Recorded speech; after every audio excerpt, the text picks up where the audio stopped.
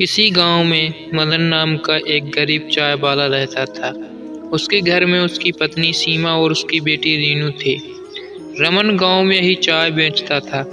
इसी से उसका तथा परिवार का खर्च बड़ी मुश्किल से चल पाता था। शाम को मदन जब घर लौटता तो रास्ते में एक नदी बहती थी जिसमें रंग बिरंगी मछलियां रहती थीं। उन मछलियों को वह आटे की गोलियां खिलाया करता था। ऐसा करने से उसके मन को बड़ी शांति मिलती थी और मछलियां भी उससे खुश रहती थीं।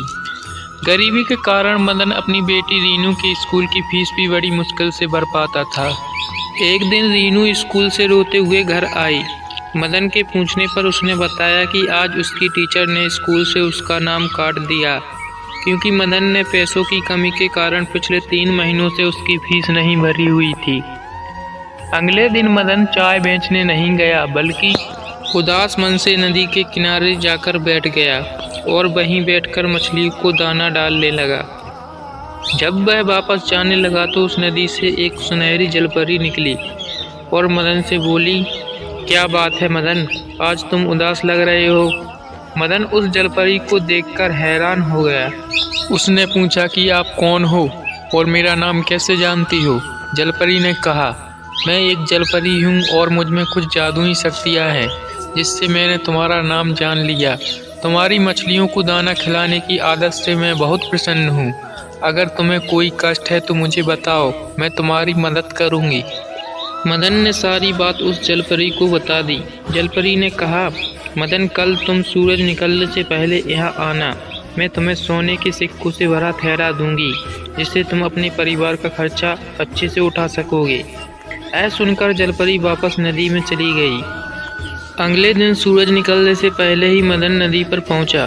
तभी वहां जलपरी प्रकट हुई और उसने मदन को सोने के सिक्कों से भरी एक थैली दे दी। मदन ने जलपरी को धन्यवाद दिया और मछलियों को दाना खिलाकर वापस अपने घर चला दिया तथा उस थैले को उसने एक सुनार को बेच दिया जिससे उसे बहुत सारे पैसे मिले। सबसे पहले मदन ने अपनी बेटी की स्कूल की फीस भरी जिससे कि वह वापस अपनी पढ़ाई शुरू कर सके। कुछ महीने के बाद मदन ने उन पैसों की मदद से एक छोटा सा होटल शुरू कर दिया।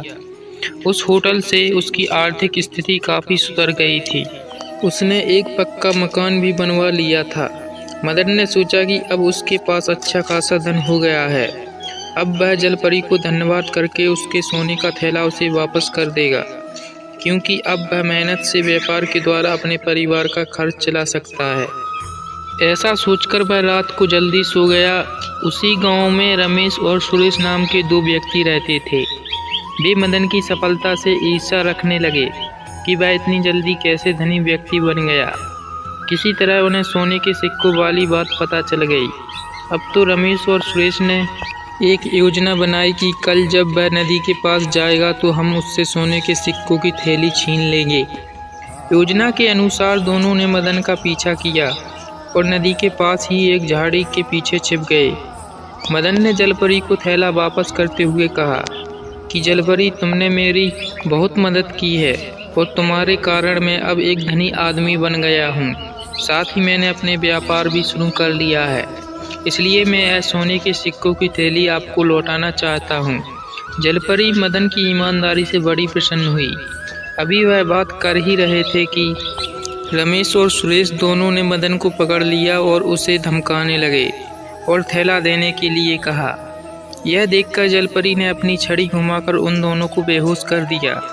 उनके बेहोश होने पर जलपरी ने मदन से कहा कि हमेशा ईमानदारी से अपना व्यापार करना, जिससे व्यापार में तुम्हारी खूब तरक्की होगी।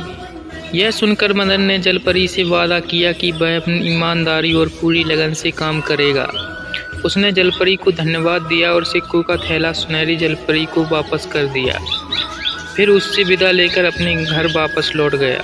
तो दोस्तों, वीडियो अगर अच्छा लगा हो तो वीडियो को लाइक और चैनल पर नए हो तो चैनल को सब्सक्राइब जरूर कर लें।